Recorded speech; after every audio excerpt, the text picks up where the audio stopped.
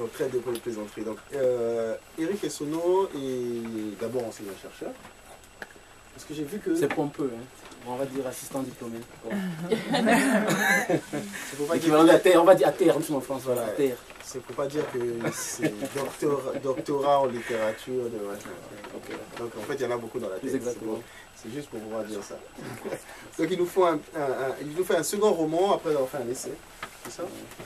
Il a fait déjà un roman. Bon, en réalité, c'est le deuxième roman, mais c'est un texte qui clôt un petit cycle que je vais nommer cycle rose en quelque sorte. Voilà. Donc, qui a commencé par un premier recueil de nouvelles, dans lequel la nouvelle principale s'intitulait justement Le métier d'aimer, comme le roman qui vient après, parce que le premier roman en réalité c'est Le métier d'aimer. Mais il y avait eu précédemment une nouvelle déjà intitulée Le métier d'aimer, dans le recueil Saute du calendrier. Donc en réalité c'est la troisième œuvre sur ce ton-là. D'accord. Juste pour la petite parenthèse, parce que c'est très présent là aussi les expressions camerounaises, le saute tu cales en l'air, c'est très camerounais. J'adore cette expression. Si t'es pas content, tu sautes tu cales en l'air. Donc en gros, on s'en fout, quoi. Donc voilà. Et puis il y a une chose, avant de parler de ce roman, j'ai été très intéressé de voir que les études aujourd'hui portent sur, je sais plus quoi, tu vas nous réexpliquer, mais en gros, tu étudies trois types de romanciers. Donc il y a Mabankou, Nganang et Max Lobé par rapport à leur positionnement africain ou pas. Parce que nous, on a souvent eu cette question-là, auteur africain ou pas auteur africain. Donc c'est très intéressant parce qu'évidemment, nous, dans l'État des Palabres, on se camoufle en disant, nous parlons de littérature des Afriques, ça nous permet d'englober. Mais évidemment, régulièrement, la question vient, c'est quoi un auteur africain? Comment on va définir un auteur africain? Et donc Eric, dans sa recherche, en gros, tu travailles aussi à définir réellement ce que serait. Oui, bon, mon travail va bien au-delà des trois auteurs que j'ai présentés. Bon, ce sont des archétypes. Ça des formes pédagogiques que j'ai présenté, Mabankou, Max Lobé et autres. Je travaille avec Limara Miano, avec beaucoup d'autres auteurs. Mais ces trois-là, ces auteurs, donc j'étudierai le corpus. Il y a un dictionnaire qui a été publié, dictionnaire des écrivains migrants, qui regroupe à peu près justement, qui essaie de recenser tous les auteurs ayant écrit le phénomène que j'étudie au Québec, venant d'Afrique du Nord, ou bien essentiellement d'Afrique du Nord, mais aussi d'Afrique subsaharienne. Alors, dans le sens de migration de l'Afrique subsaharienne vers l'Europe, il n'y avait pas encore eu beaucoup d'études dans ce sens-là. Or, l'intérêt est évidemment marqué par l'émergence de deux auteurs comme Limara Miano et Haïlé Sélassié qui ont développé des concepts forts, afropuritanisme, afropéanisme, et puis au boulot je pense que c'est Taï qui avait écrit un livre où nous voulons des gouvernements en fait. Nous voulons plus simplement être des signes africains. C'est le violet. Voilà. Donc c'est là, donc ce que vous avez vu en réalité, c'est le point de départ. Le point de départ, évidemment. Oui, puis la perspective psychologique n'est pas vraiment littéraire, donc l'objet est littéraire, mais c'est sous l'angle de la psychologie culturelle. Donc ça, c'est vraiment c'est passionnant. C'est très intéressant parce que justement sur le questionnement là, Samitiak, dans son essai, revient là-dessus, sur qui est réellement, qui lit déjà les auteurs, et puis qui est vraiment auteur africain ou pas. Et donc il y a le positionnement avec les différentes sous-classes. Moi, je suis personnellement très intéressé par cette étude, mais revenons à ce livre-là. À ce roman. Ralphanie, il a lu la première, mais il y a très longtemps. Je l'ai lu, mais bon, voilà, je garde encore une très nette idée du livre. Tu nous fais un petit pitch là-dessus, et ensuite... quand j'ouvre le livre, j'ai eu l'impression que c'était un recueil de nouvelles. Après, je comprends qu'il y a un lien entre le personnage. Alors, Migrant Diaries et le parcours de migrants, tous camerounais, qui sont liés par l'amitié. Donc c'est un livre polyphonique parce que chaque personnage va faire le récit de sa propre vie, de son vécu, de son quotidien. Nous avons le premier personnage qui est Djalil, après Vidal, Brunel, ils sont nombreux, ils sont 5. Alors là, les thématiques essentielles de l'œuvre, c'est l'immigration. Immigration clandestine d'abord parce que le premier dont on dresse le portrait va vouloir rejoindre l'Europe par des réseaux clandestins et il va sombrer en Espagne. L'auteur n'en dit pas plus, mais il va nous le dire là tout de suite. Et après, il y a y a d'autres personnages qui émigrent au Canada. Et c'est le récit de leur quotidien, en fait. Histoire d'amour, l'amitié, réflexion philosophique. Enfin, l'auteur nous balade. Enfin, le livre, moi, j'ai trouvé l'histoire. Enfin, c'est très bien écrit. Il y a des opinions que l'auteur émet sur la situation des pays africains. Ah, justement, on en parlera tout à l'heure. Le narrateur ou l'auteur? Bonne question. Et un regard sur les pays africains, une certaine lucidité aussi, un certain pessimisme, un certain cynisme également sur les questions liées à l'amour, les relations hommes-femmes. Et c'est un livre qui se lit très rapidement parce que l'écriture, là pour le coup, ce que moi j'ai retenu de ce livre, c'est l'écriture de l'auteur. Très drôle. Il est drôle, il est ironique. Le premier texte, surtout, il y a beaucoup d'expressions camerounaises. Ça, on retrouve ça beaucoup chez les auteurs camerounais. Ça, ces expressions camerounaises, ils vous emportent un peu dans leur univers. On l'a vu avec RNBA, ils vous font découvrir leur Cameroun. En fait, moi, je trouve que les auteurs camerounais, en fait, c'est à nous de nous adapter à eux, en fait. Ils ne viennent pas, enfin, si, ils viennent vers nous, mais ils nous emmènent surtout vers le Cameroun. Juste, si c'est comme précis, j'ai envoyé le texte à 3 éditeurs. Et bon, le premier, évidemment, c'était celui qui m'a édité finalement. Le deuxième, oui, c'était EHO, oui, qui disait, en réalité, super, ça nous intéresse, mais il faut qu'on soit prêt à retravailler le texte parce que c'est le destiné à un public francophone au-delà de...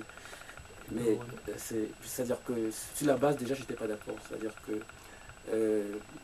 on écrit un roman, c'est-à-dire qu'en principe, en réalité, chaque fois que j'ai utilisé un camerounisme, il est expliqué soit par juste la position, soit le contexte même fait qu'il est facilement en réalité compréhensible. Donc l'usage des mots du français de France, en réalité, ce n'est pas juste des camerounismes, c'est-à-dire qu'il y a une partie où il y a le joual, c'est-à-dire que le français du Québec, c'est au Canada. C'est-à-dire que les Québécois qui disaient ça, qui disaient, ah mais voilà. Forcément, il a fait le Canada. Donc il y a le français de France, il y a donc c'est tout cela la francophonie, donc ce n'est pas juste le français des locuteurs, le français normé de France, le français de France. Donc il y a ceux des locuteurs périphériques que je fais intervenir et puis là entrer dans ma stratégie. Se passe aussi au Cameroun. Voilà. Donc, on est dans le contexte. Ça, on reviendra là-dessus, notamment quand on parlera d'économie du livre et donc de la question de l'édition. Parce qu'évidemment, quelque part, Akoria a accepté, parce qu'Akoria, c'est aussi derrière, ce sont des Africains. Peut-être qu'ils étaient moins intimidés par le fait que, peut-être que je m'avance, mais je pense que quand un Ivoirien écrit un livre, même avec ses expressions, ou un Camerounais, je vais le lire, je finirai par comprendre ce qu'il veut me dire. Donc moi, ça ne me perturbera pas.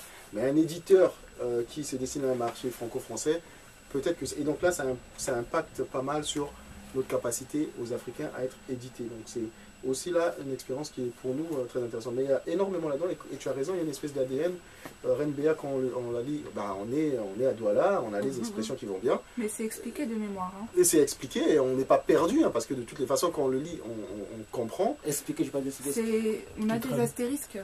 Non, mais ça aussi, c'est dans le roman, c'est-à-dire les astérisques, les renvois au lexique. Mais l'œuvre doit se suffire à elle-même. C'est-à-dire qu'un roman, c'est pas un ouvrage scientifique, c'est pas, on n'a pas à voir des notes de bas de page ou bien des... Ça dépend. En fait, c'est-à-dire ça, c'est un positionnement à la Henri Lopez. C'est ce qu'on trouvait dans les œuvres, justement, des premiers Africains qui étaient publiés, c'est-à dire que où on voyait à la fin, justement, il y a une œuvre là qui est au programme de... Comment ça s'appelle? C'est tout, non, c'est-à-dire que oui. Et en fait, quand vous lisez, vous voyez bien que le destinataire, je ne parle pas du surdestinataire, le destinataire, c'est le lecteur blanc. C'est-à-dire où, quand on cite par exemple Manu Dibango, on dit chanteur très à la mode au Cameroun. Bon, pour moi, c'est vraiment... Si je l'ai vu dans cette œuvre-là, dans l'œuvre dont je parle au programme oui, ça existe, ça s'est fait. Mais moi, je suis contre cette forme d'écriture-là, c'est-à-dire contre... Soit on reformule, mais... Faire attention que ça soit auto-explicatif. Voilà, exactement, mais pas mettre des renvois, des notes de pas de page, des... Pour moi, on en reparlera, mais ça c'est un positionnement qui est celui de Henri Lopez par exemple. C'est un bon débat parce qu'aux Antilles, en Haïti, il y a toujours cette problématique, l'auteur écrit avec ses termes, et c'est souvent en italique ou renvoyé avec... L'éditeur qui demande qu'on les Mais il faut dire aussi qu'on a chroniqué des livres d'auteurs congolais, autant pour les auteurs camerounais, j'ai jamais eu de mal, mais autant avec... Oui, je me demande si c'était pas Henri Lopez ou je sais Non, plus. Henri Lopez, il n'y a pas de renvoi justement. Justement, il n'y a pas de renvoi et il faut dire que c'est un peu difficile parfois. Avec les mots en lingala et tout ça, certains on comprend très bien, mais d'autres il faut vraiment se... Parfois c'est... C'est bien parce qu'il soulève plein de débats, il est là depuis 5 minutes. Je peux dire à la fin, des choses sur ce sujet, je peux dire que c'est comme dans le cinéma, c'est comme dans la musique, c'est comme dans la littérature, c'est un art, c'est-à-dire que c'est comme dans la peinture. On n'a pas besoin de saisir tous les points, tous les mots qui sont pour que le renouveau. C'est-à-dire qu'on peut être écrit, chanté en anglais, en arabe, en je ne sais pas quoi. On est touché par cela. Alors, une œuvre réussie, justement, c'est-à-dire que quand bien même on ne comprendrait pas tous les mots, quand bien même vraiment on aurait besoin d'un dictionnaire après pour aller savoir ce que veut dire telle chose, je veux dire, elle est réussie si on n'a pas justement besoin d'aller hors du livre pour chercher des explications. C'est-à-dire que l'œuvre elle-même nous fait voyager. Et puis voilà, ces mots qui restent parfois codés, voilà, ils ont des destinations parfois que l'auteur même justement veut. Par exemple, je ne sais pas si vous avez connaissé de l'Afrique Bantou. Lui, dans son dernier ouvrage, il fait, rien que dans la scène d'exposition, les 2 premières pages, anglais, italien, français, des langues, le lingala, et il réussit d'explorer en 2 pages. C'est très beau, c'est-à-dire que soit par le nom des personnages, soit par les expressions, les régionalismes, soit... Moi, c'est cette littérature-là qui me séduit, devant de nous. Voilà. Moi, je pense, j'ai juste un petit mot. En fait, cette politique éditoriale ne vise que les écrivains africains. Quand on traduit Joseph Winkler, un Autrichien, ou Handke, des gens qui parlent de la lettrée autrichienne ou allemande, il y a des mots qui nécessitent d'être traduits, mais si les traducteurs n'en font pas mention, mais on ne fait pas de bas de page, tout ça. Donc c'est beaucoup plus avec l'Afrique qu'avec d'autres. Il y a des plats autrichiens qui ne nécessitent pas que l'on traduise, alors qu'un plat congolais, il faudrait expliquer ce que c'est. On rentrera sûrement pendant le ça. En 5 minutes, moi je dirais plus les auteurs francophones, africains francophones. Parce que les auteurs anglophones, quand on lit Chimamanda, elle nous parle de source de Gary ou de Wu, de Igbo. Voilà. On ne sait pas ce que c'est, mais on s'imagine un peu ce que c'est. Je ne suis pas d'accord parce que j'ai lu des Jamaïcains en anglais, j'ai lu des Nigérians en anglais, il y avait un lexique à la fin pour expliquer les expressions. Peut-être ça dépend des auteurs. Donc, et j'ai même je lis, vous lisez Pimp de Iceberg Slim, la version en anglais, derrière il y a 10 pages de lexique pour expliquer l'argot du bas fond de Chicago. Non, le lexique peut intervenir, c'est-à-dire que dans l'art même, c'est-à-dire qu'il fait partie d'une technique narrative que l'auteur il intègre dans son dispositif. Un peu comme Amadou Kourouma qui, dans son, il y a le dictionnaire dès le départ, c'est-à-dire que le dictionnaire devient un élément du roman. Là c'est autre chose. Mais dire maintenant que le livre il est écrit, et maintenant vous expliquez vous-même déjà, de toute façon là il y a le paratexte, l'auteur lui-même il décide d'expliquer son roman. C'est pas l'éditeur qui le fait, parce que, ou bien le traducteur, là c'est autre chose. Le traducteur il peut dire, voilà, dans cette langue ça donne ceci, et voilà, dans la traduction, là c'est autre chose. Mais l'auteur lui-même, il décide de faire un lexique. Moi je trouve que c'est... En tout cas moi, personnellement, je n'accepterai jamais cela. On a oublié de vous dire que l'auteur est un polémiste. C'est comme ça qu'il est décrit, moi. C'est un polémiste. Bon, mais voilà, là-dedans, il y a beaucoup de camerounaisme, mais je pense que vous ne serez pas perdu. En plus, il y a des expressions qui sont plutôt rigolotes. Elles sont en français, c'est simplement, c'est un français qui est imagé, il faut le comprendre, ça fait partie du français.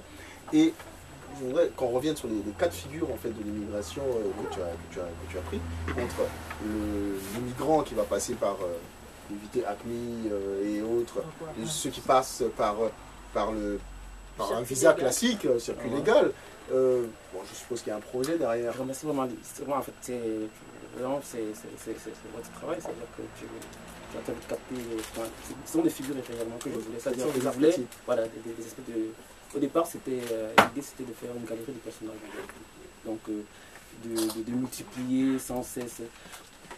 Mon regret par rapport à ce moment, pour être sincère, c'est que en fait, le désir de publier a l'emporté. C'est-à-dire que, à un moment donné, c'est-à-dire que du roman, j'ai senti qu'une histoire était racontée.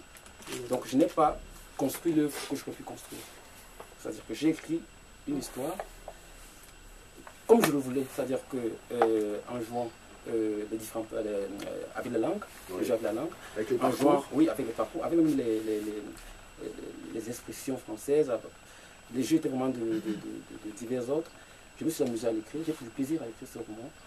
Mais après, j'étais conscient qu'il y aurait chez beaucoup soit d'inachevés, soit de... Des attentes. Mais on va dire satisfaction, voilà, j'étais conscient de cela, mais je disais, voilà, j'étais plus pressé de passer à autre chose. Parce qu'il y a 4 personnages, donc, oui, les 4 et ça personnages. passe assez vite. Ouais. Les 4 personnages, ils ont 4 parcours qui sont très, on va dire, des archétypes.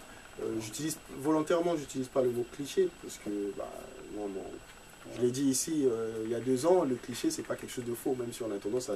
Le cliché c'est pas faux, le cliché c'est une image.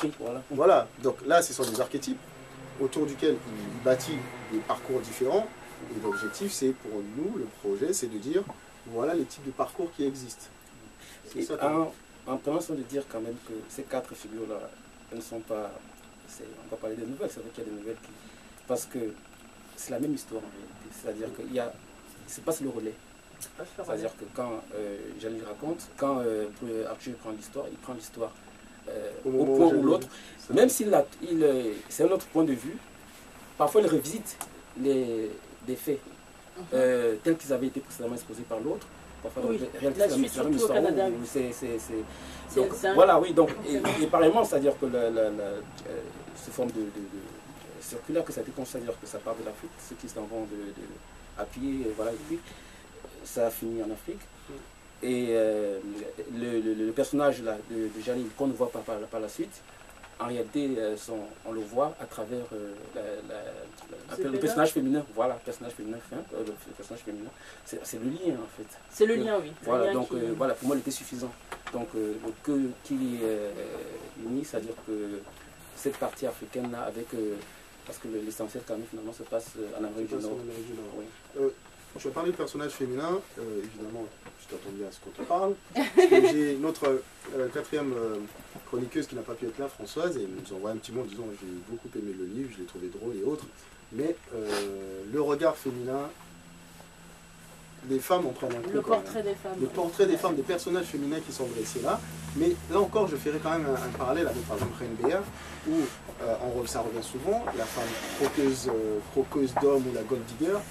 Matérialiste, qui est sans cœur, ou la femme volage. Donc au final, les personnages qui sont féminins, c'est un regard d'homme assez dur, assez pessimiste et assez dur. Donc ça, je remonte la question ou l'impression par rapport à une chroniqueuse qui aurait bien voulu poser la question sur ces faits-là. Bon, je sais pas. Comment ça? Non mais déjà, je trouve pas que ce soit si noir, quoi. Le livre, je pense, la tonalité crise de manière générale, ça ne veut pas dire que ce soit vraiment... C'est pas un livre joyeux, c'est pas fait pour ça. Exact, il n'y a pas... Donc, les femmes, évidemment, si elles entendent le regard, c'est que les hommes aussi, ils n'échappent pas. C'est-à-dire que la mère, parce qu'il y a une mère aussi qui a un rôle central, qui est à la fois infidèle, sorcière et puis et tout. Et les amoureuses qui sont aussi infidèles et tout. Bon, quelquefois, je ne fais que... je veux dire, je transcris ce que... Oui, ce que tu le retrouves. Ce que oui, je veux dire, c'est que dans ton parcours d'immigration... Oui, et en plus, j'ai même essayé de faire en sorte d'excluser certains personnages, parce que dans le parcours de Jalil, l'histoire, quand je me documentais dans cette première partie, justement, les femmes, telles que me raconte, parce que les femmes font partie régulièrement de ces chemins de migration. Mais comment elles sont traitées, mais c'est viol, c'est autre. J'ai voulu vraiment enlever cette partie-là. C'est un peu trop violent. Après, maintenant, ce ne sont pas des opinions d'auteur, c'est-à-dire qu'on peut un personnage, maintenant, après... Justement, c'est pour ça que je disais tout à l'heure au début, roman, point d'interrogation, parce que très souvent, mais je pense que tous les auteurs plus ou moins cachent leur opinion derrière leur roman, et puis ça transparaît plus ou moins, ça dépendra. Et c'est vrai que là, sur certains personnages, ils ont des opinions différentes, mais pas tant que ça. Et donc on a l'impression quand même que l'auteur transparaît beaucoup dans ce que... je crois pas. C'est-à-dire que si on peut trouver évidemment des traces de moi, là, c'est à travers les lieux visités. Quand on parle le Canada. Oui, voilà. Les villes, voilà. Maintenant, concernant des opinions des personnages, je prends plaisir à les mettre comme ça, à les confronter. C'est-à-dire que parfois des choses même justement que je n'envisage pas, que juste j'essaie de... Sur lesquelles tu ne serais pas d'accord. Oui, c'est-à-dire, elles émergent même au fil du roman, c'est de l'écriture, c'est-à-dire que ça n'est pas des convictions personnelles ou bien en ce qui concerne des opinions. Oui. Parfois, c'est des choses qui sont entendues. C'est-à-dire que j'entends, je regarde et ça m'intéresse. Même ici, dans un roman, on est dans l'écriture d'un roman, parfois, il peut arriver, on est vraiment dans l'écriture, c'est-à-dire, même en venant ici, et puis j'entends quelque chose, je dis, ah ben, ça, par rapport au roman que j'écris, il faut que je le mette. Donc, finalement, c'est juste, comment dire, c'est des choses vues, entendues, plus que créées ou comment, venues de moi-même. Qu'est-ce qui vous a donné envie de traiter cette thématique et pourquoi l'avoir abordée de cette façon-là? Parce que pour moi, dès le départ, au début du roman, je sens que l'immigration est la thématique centrale. Mais après, la question de couple, ou plutôt les relations amoureuses qui lient les personnages, vient pour moi balayer un peu cette question et prendre pas, enfin les interrogations, les questionnements, les suspicions prennent le pas sur le reste. Pourquoi avoir fait ce choix en fait? C'est volontaire? Ou c'est juste dans le déroulé que ça s'est fait? Il y a l'immigration, bon, je veux dire, bon, c'est vrai que le titre, il oriente. Voilà, il oriente. Ouais. Parce qu'en réalité, je ne sais pas si on a raison de présenter certainement comme un roman de l'immigration. Parce que oui, bon, c'est le titre. Bon, vous connaissez les fonctions du titre. C'est quand même l'histoire à la première, le parcours clandestin. Oui, c'est l'histoire du désespoir des Africains. C'est-à-dire que comment ils se sentent, comment ils veulent, voilà, ce que on appelle la solde d'Europe. Donc, comment est-ce qu'ils vivent cette désespérance, entre guillemets encore. Donc, c'est là qui m'intéressait. Donc, et quand on parle de ça, de vie intérieure, évidemment, les histoires d'amour prennent beaucoup de place. C'est-à-dire que sous ma plume, et puis suivant ma sensibilité. Mais il ne s'agissait pas, au départ, essentiellement de l'histoire de migrants. Voilà, les personnages sont des migrants, mais la thématique, parce que justement, si on parle d'immigration, on va dire, mais vous n'avez pas plusieurs fois, vous n'avez pas vraiment envie de parler du fond de la chose. Mais en réalité, en réalité, je veux dire, si on essaie de voir ça sur le plan du traitement de certaines émotions, des histoires d'amour, de l'infidélité ou autre, je pense que je l'aborde de la première à la dernière page. C'est-à-dire que Jalil qui est trompé par... c'est-à-dire que c'est une constante tout le long du roman. Donc, Migrant Service, c'est le titre, d'accord, oui, mais c'est pas le résumé. Non, c'est pas le résumé. Un titre peut être résumé, mais en l'occurrence, ça ne l'est pas, c'est plus. Ça figure très bien parce qu'effectivement, tous les quatre principaux, les quatre tableaux qu'on voit là, sont des migrants. Voilà. Donc, il a fait un clin d'œil à Soif d'Europe. Je ne suis pas sûr que beaucoup aient compris la chose. Et justement, tu nous diras comment tu t'es documenté. Le Soif d'Europe, c'est une petite parenthèse, c'est il y a quelques années, on a eu un auteur africain qui s'est baladé sur tous les plateaux télé français, chez Ardisson, chez partout, en disant histoire vraie, il raconte son histoire de migrant. Qu'il a pris le bateau, qu'il a fait Lampedusa, qu'il a sauté les barbelés en Espagne, qu'il a fait, il est passé partout, il est revenu avec un deuxième roman qui a bien marché. C'est un compatriote à toi, il s'appelait Omar Ba. Et il s'est avéré qu'en fait, c'était totalement pipeau. Et vraiment, totalement mytho. Et que je pense qu'il a dû fréquenter quelques foyers d'immigrés, récolter plein d'histoires. Mais je l'ai traité, moi, sous l'angle justement du cliché qu'on attend des auteurs africains. Ben, on attendait tellement de l'auteur africain que ce soit sa vie que personne n'a posé la question de savoir si ce qu'il disait était vrai. Alors que le livre, moi je l'ai commandé, je l'ai acheté, j'ai chroniqué. Il y a plein de choses qui sont... Non, c'est très mal écrit. Mais il y a plein de choses là-dedans qui sont aberrantes. C'est-à-dire qu'on aurait pris le temps. Je pense qu'un auteur, s'il n'avait pas été africain, quelqu'un l'aurait lu, il aurait vu tout de suite qu'il y avait des incohérences là-dedans. À partir du moment où je pense que c'était un Africain, il a fait tous les plateaux télé. Juste petite anecdote, et après on revient à Eric. À un moment, il dit avoir été donc en Libye, entre ces plusieurs migrations. Et quand on calcule, parce que moi je compte, il dit tiens, il est arrivé en juillet, il dit qu'il est reparti en octobre, donc il est resté à peu près 7 semaines. Et en vendant de la bouffe sur les plages en Libye, il s'est fait 700 €. Et là on se dit, si tu arrives à te faire 700 € en Libye en vendant des choses sur la plage, pourquoi tu pars? Pourquoi tu pars? Mais c'est dans le livre et à aucun moment les gens se sont dit... C'est quel éditeur? Je ne me rappelle pas, mais je l'ai chroniqué, voilà. Et ça a très bien marché, il est revenu avec un deuxième bouquin, il est passé partout. Et encore, l'édition européenne, l'édition française, on lui a ouvert toutes les portes. Et après, heureusement qu'il y avait des chroniqueurs sénégalais, justement, qui ont commencé à regarder ça dans le détail, qui ont commencé à voir qu'il y avait des incohérences, qui ont commencé à écrire des papiers. Et c'est remonté un journaliste du Monde qui a écrit un papier là-dessus, et après, ça s'est dévoilé. C'est juste pour vous dire comment on attend des auteurs africains le cliché de soit de ces l'immigration, soit de ces... voilà. Donc, soif d'Europe, c'est une belle histoire de tout. Donc, maintenant, en termes de documentation, parce que tu en parles aussi, tu parles de Hakmi, tu parles justement de Jalil qui se balade. Oui, tu l'évoques le chemin, c'est-à-dire que... Mais tu as, justement, en pensant à Omar Ba, tu t'es dit, est-ce qu'il fallait quand même que tu ailles... Non, je ne pense pas. Non, parce que je veux dire, c'est Omar Ba, c'est pas un romancier, il l'avait présenté comme un témoignage. Comme c'était dans sa biographie. Ah oui, mais je pense que s'il avait présenté comme étant un roman, on ne l'aurait pas reçu. D'accord. Bah oui, c'est vrai. J'ai eu la chance d'accueillir des enfants qui voulaient que...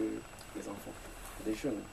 Des plus jeunes qui voulaient que je sois sur le dramatique. Donc je les aide à monter l'histoire de leur parcours. D'accord. Je les ai reçus chez nous. Nous achetons une défense à Ville-Châtillon. Donc ils ont examiné parce qu'ils connaissaient des cousins, ils sont arrivés, ils savaient qu'il y avait un cousin qui était ici. Et puis, ils sont en contact avec moi. Et puis, ils m'ont raconté leur histoire. J'ai trouvé ça impossible. J'ai dit, raconte-moi tout ça, je vais la réécrire. Donc, vers 4 heures, il se lève une fois, je crois qu'il allait, puis je trouvais ça bien. Il dit, grand, est-ce que tu m'assois là? Je dis, vas-y. Et puis là, il commence à... Maintenant, je ne vais pas raconter, mais ça m'a vraiment fortement inspiré pour cette première partie-là, c'est-à-dire que de savoir comment... C'est pas quelque chose qui fait partie de mon univers, c'est-à-dire que quand je pouvais décrire des gens qui essayent de voyager, d'avoir des visas par des petites combines et tout, mais des gens qui passent du Cameroun au Mali, au Niger, et puis prennent des bateaux, tout ça, moi c'était la première fois que je vois quelqu'un qui me raconte tout ce qu'il a traversé, les humiliations, les morts qu'il a laissés derrière lui. Et puis c'était vraiment, ça méritait ma réalité. Bon, mais justement, c'est pas ma veine, c'est pas, en tant qu'auteur, c'est pas ce que j'essaie de développer, le témoignage ou bien le récit. Donc c'est pourquoi j'ai essayé ça vraiment... comme une partie de ton roman. J'ai même lutté contre, parce qu'il y avait vraiment, il y avait de la matière, il y avait de quoi vraiment faire, rien qu'à cause de, à raison de cette histoire, toute une œuvre vraiment complète. Et autres, mais j'ai dit, non, je vais très vite m'arrêter là et puis passer vraiment à des choses.